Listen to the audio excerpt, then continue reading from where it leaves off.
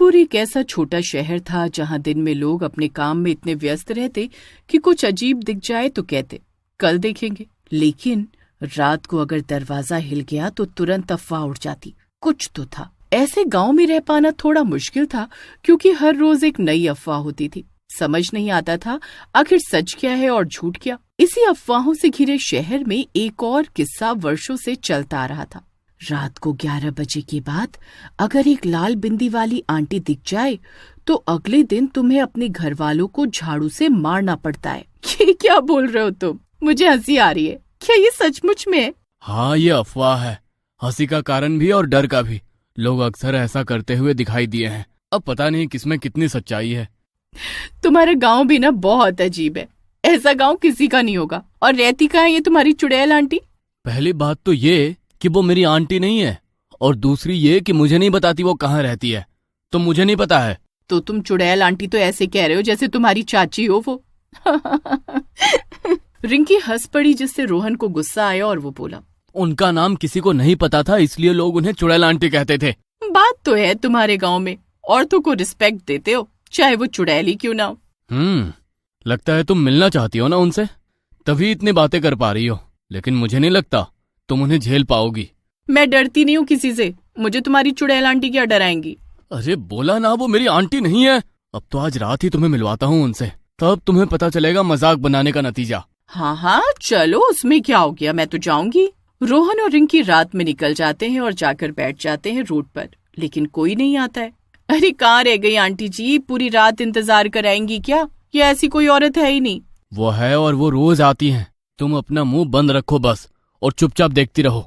हाँ तो मैं कौन सा डांस करके इंतजार कर रही हूँ? तुम थोड़ा चुप रहोगी? वो दोनों लड़ ही रहे होते हैं कि तभी साड़ी में लिपटी, सिर पर जूड़ा, बड़ी लाल बिंदी और चाल ऐसी जैसे किसी सीरियल की खलनायिका विलन एंट्री ले रही हो। वैसे ही वो चुड़ैल आंटी आती है। ये है क्या वो चुड़ैल आंटी? हाँ यही है वो। देख लिया ना, अब चलो। अरे देखने तो दो, कर क्या रही है ये? लोग कहते हैं वो भूत पकड़ती है, कुछ कहते हैं नहीं वो खुद भूत है। और तुम्हें क्या लगता है? मुझे लगता है वो रात को एक्टिंग की प्रैक्टिस करती है। ये भूत चुड़ैल जो भी है, ये क्या एक्ट करेगी एक्टिंग करके? तभी तो ये ऐसे रेडी रहती है। रुको, कहीं वो हमें देख ना ले। नहीं देखेगी, तुम चलो। लेकिन जैसे ही रोहन और रिंकी जा रहे होते हैं वो चुड़ैल उन्हें देख लेती है। तुम कौन हो? यहाँ क्या कर रहे हो? रिंकी तेज होती है, वो तुरंत बोलती है, मेरे दोस्त ने कहा आप बहुत सुंदर हो, तो वो मुझे आपको दिखाने ले आया, और आप वाकई बहुत सुंदर हैं। हाँ, पहले तो ये मान ही नहीं रही थी कि आप कितने सुंदर है। फिर मैंने कहा चलो दिखाता हूँ। पहले तो चुड़ैल शर्मा जाती है, फिर एकदम से बोलती है, तुम दोनों मेरा पागल बना रहे हो ना? नहीं नहीं, पागल कौन बना सकता है आपको? मैंने तो पहली बार जब आपको देखा मुझे लगा कोई हीरोइन है ये तो। क्या सच में? और क्या, आपसे सुंदर चुड़ैल और कहीं नहीं है। लेकिन अब क्या हमें आप मार दोगी? फिर आपके नाखून खराब हो जाएंगे, आपकी खूबसूरती खराब हो जाएगी, इतनी सुंदर साड़ी पर दाग भी लग जाएंगे। चुड़ैल भी उनकी कई बात सोचने लग जाती है। बात तो सही कह रही है ये, एक काम करती हूँ, इन्हें छोड़ देती हूँ ऐसे ही। अब क्या सोच रही हैं आप? सोचते हुए भी कितनी सुंदर लग रही हैं। चुड़ैल ये सुनकर खुश हो जाती है और उन दोनों को जिंदा ही वापस जाने देती है। उनके जाने के बाद भी चुड़ैल शर्मा रही होती है और गाना गाती है, मैं इतनी सुंदर हूँ, मैं क्या करूँ क्या करूँ क्या करूँ। ये बात रोहन और रिंकी अपने दोस्तों को भी बताते हैं। हमने तो पागल बना दिया उस चुड़ैल को, वरना हम आज यहाँ नहीं होते तुम्हारे सामने। हाँ, लेकिन अब हम कभी नहीं जाएंगे उससे मिलने।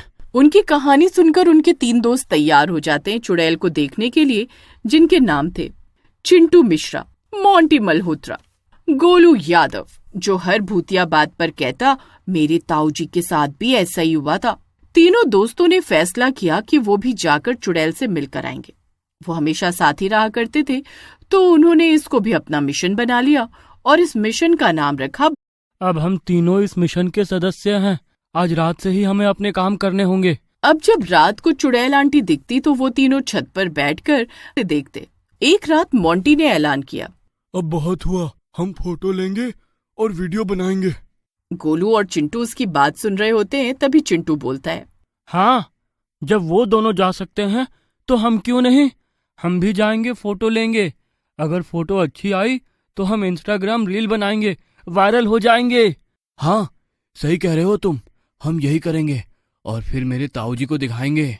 अगली रात तीनों बच्चे तैयार होते हैं चुड़ैल आंटी से मिलने के लिए, जो रात में सड़कों पर घूमती हैं। जैसे ही रात के 11:15 बजते हैं, पास में मोबाइल, टॉर्च, चिप्स और एक नींबू मिर्च भी था, जिसे देख चिंटू बोला, ये क्या है? ये हमें किसी बुरी आत्मा से बचने के लिए मैंने रख लिया है। गोलू तू भी ना एक नंबर का डरपोक है, इतना कौन डरता है? रिंकी और रोहन भी तो बचकर चले गए थे ना। हाँ, लेकिन क्या भरोसा हमारे साथ क्या हो। मोंटी जाने दे यार, चल चलते हैं। तीनों निकल पड़ते हैं उस चुड़ैल की तलाश में। तभी उनकी नजर गली नंबर 3 में हल्की सी बत्ती जल रही होती है तो उस पर पड़ती है। वो उसके सामने देखते हैं तो वो चुड़ैल आंटी उनको दिखाई देती है। वो देखो, वो टॉर्च घुमाकर एक पेड़ को घूर रही है और पेड़ डर से कांप रहा है। या वो बस हवा है और कुछ नहीं। तभी धीरे से चिंटू फुसफुसाया, मोंटी कैमरा निकाल, जल्दी मोंटी कैमरा निकाल। मोंटी ने कैमरा निकाला और तभी चिंटू ने एक फोटो ली जिसमें से आवाज आई, क्लिक। तभी चुड़ैल आंटी मुड़ी और गोलू की टॉर्च सीधी उनकी आंखों पर गई। तुम लोग इतनी रात को मोबाइल लेकर कर क्या रहे हो? अब तो उन तीनों की हालत खराब हो गई। जितना आसान उन्हें ये लगा था उतना था नहीं। तीनों दोस्त ऐसे डरे जैसे मम्मी ने उन्हें चोरी करते हुए पकड़ लिया। और चिंटू मोंटी तो ठीक, लेकिन गोलू चुड़ैल को देखते ही बेहोश हो गया। अगले दिन अफवाह फैली, चुड़ैल आंटी ने एक लड़के को झाड़ू से मार दिया जो रिंकी और रोहन ने फैलाई थी। सब हमारी तरह स्मार्ट नहीं होते ना, तभी उनके साथ ऐसा हुआ है। हाँ, सही बोल रही हो। लेकिन हकीकत ये थी कि आंटी ने मोंटी को पकड़कर सिर्फ डांटा था और कहा था, रात को घूमते हो, भूतों की पार्टी में बुलावा भेजना पड़ेगा। उसके बाद चुड़ैल आंटी ने उन्हें जाने दिया था, लेकिन मोंटी ने घर जाकर पूरे दिन नमक छिड़का अपने ऊपर।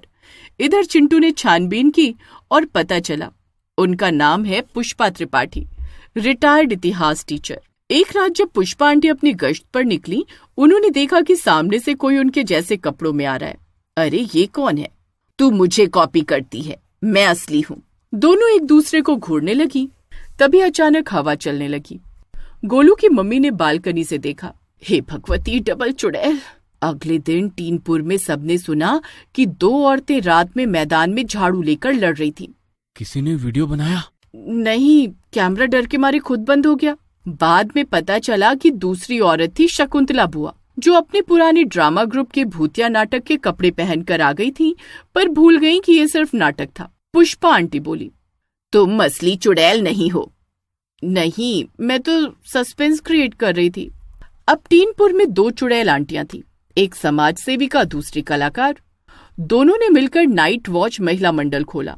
हर रात दोनों गश्त पर निकलती, बच्चों को डांटती, गली में फैली चीजें उठाती और कभी कभी डराने के लिए एक्टिंग भी करती। अब मोंटी, चिंटू और गोलू ने यूट्यूब चैनल खोला, चुड़ैल आंटी लाइव, जिसमें वो हर रात उनकी हरकतें रिकॉर्ड करते और एडिट कर कॉमेडी डालते। अब टीनपुर में जब भी रात को कोई साड़ी वाली औरत दिखती, बच्चे कहते, टॉर्च जलाओ, पोज दो, चुड़ैल आंटी आ गई।